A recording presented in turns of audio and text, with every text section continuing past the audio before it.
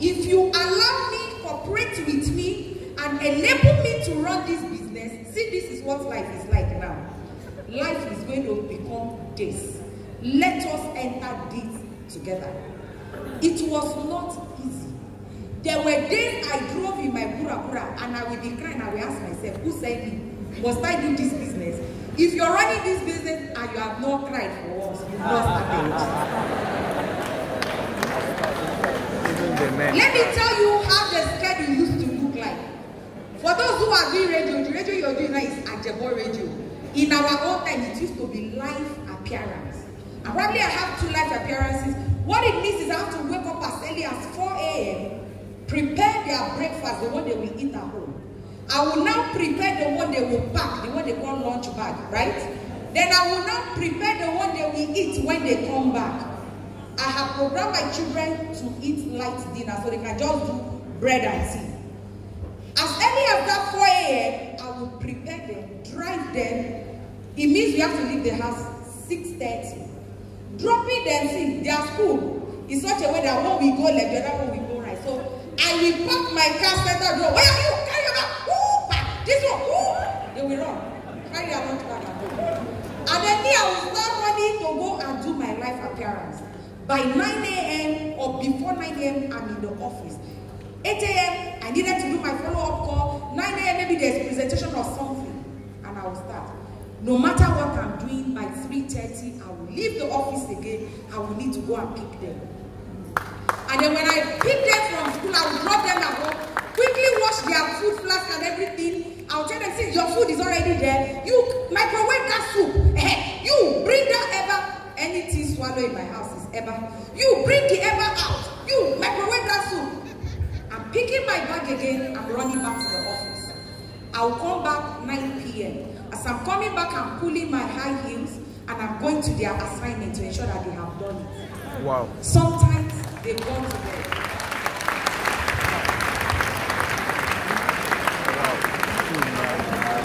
It was not funny. It wasn't easy. At a point, my son failed mathematics. Mathematics used to be his best subject. But because I was not always in the house with them, the guy overplayed himself and he failed math. That day I cried to my upline and I said, I want to quit this business.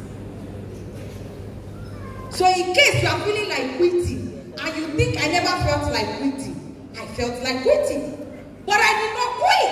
That is why I'm still standing.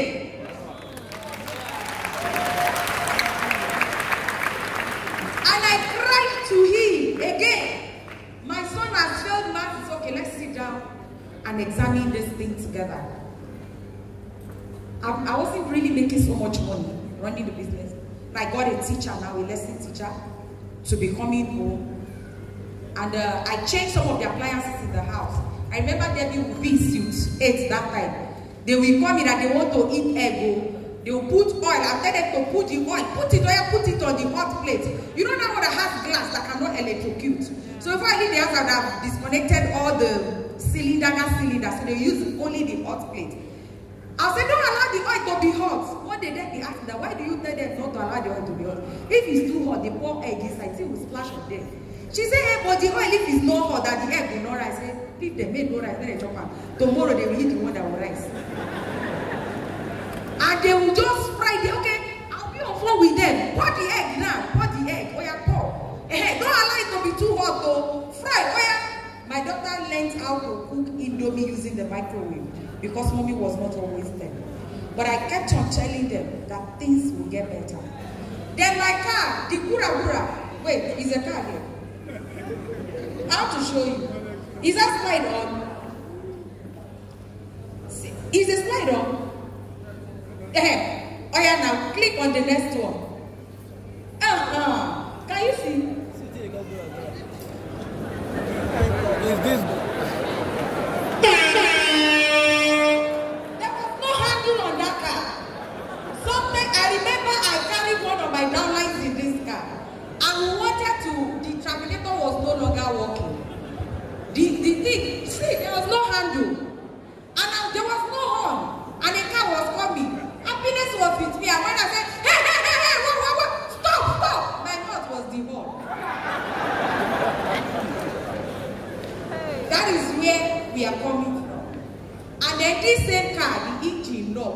no money to even change the engine. Do you know what I did? Do you know what I did? I parked the car and I became a keke customer. Yes, I started using keke. There were days I trekked from the office to my house. I have this very beloved moccasin. I don't know why I don't have it here today. That moccasin, I have dashed up all those poverty shoes. But that moccasin, I refuse to give it out. It's just there. Anytime I go to my closet and I want to pick one of these, my beautiful shoes now, I look at the moccasin and I smile. That moccasin was what I used to wear when I was trekking. Now when you wear a mock, just gives you that bouncing effect. Or like the heels. And there were days I would have to trek because the 15 naira for keke, I would want to add it to the money I would use to carry my children to school to the following morning. And somebody asked me what kept me going. It was the future that I painted a picture in my head. Yes. There was a future I have seen and I knew I have to get there. I kept on moving. For me, I always listened to my leaders, to my upline. And it was time for us to go to the Manila, and I was told to go to Manila. I had set up enough money to buy a new car that time to go to Manila. But I was told, let us go to Manila, qualify for Manila. I put in everything I had, qualified for Manila trip. And when I went for that event, it was an eye-opener for me. I found out that I have actually been playing small. Now what I was doing before that time, say I need 1 million for my 4th month. And as far as my upline was concerned, that 1 million in my 4th month, I was playing small.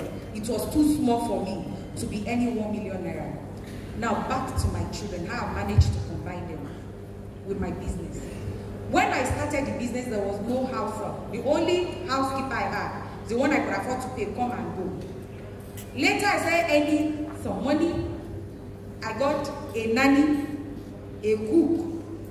Then I got a cleaner for them. Then I engaged a driver to take them to school. Did you get that?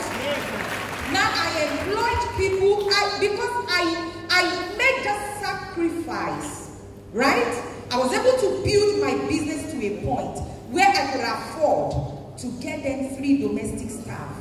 I no longer had to do school runs again. And you know what? That was not where I was going. They used to ask me, why don't you put these children in boarding house?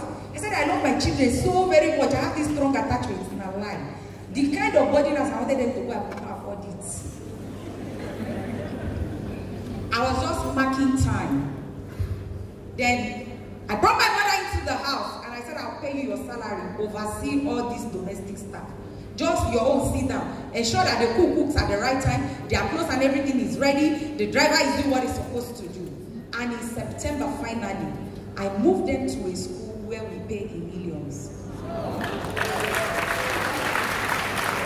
See, wait, chill. 2 years ago, come and tell me to pay school fees of 500,000. I will ask you to break their head and put the book inside. Are you going to put that book in their head? That's what I will ask you. Because I sold the vision to my children. My children are my #1 fan. Yes. For every of my achievements, my children tell me, they encourage me to move further. I remember there was a day I got home and they said, Mommy, our daddy came back home before you and was complaining that you're never around. I said, I was thinking,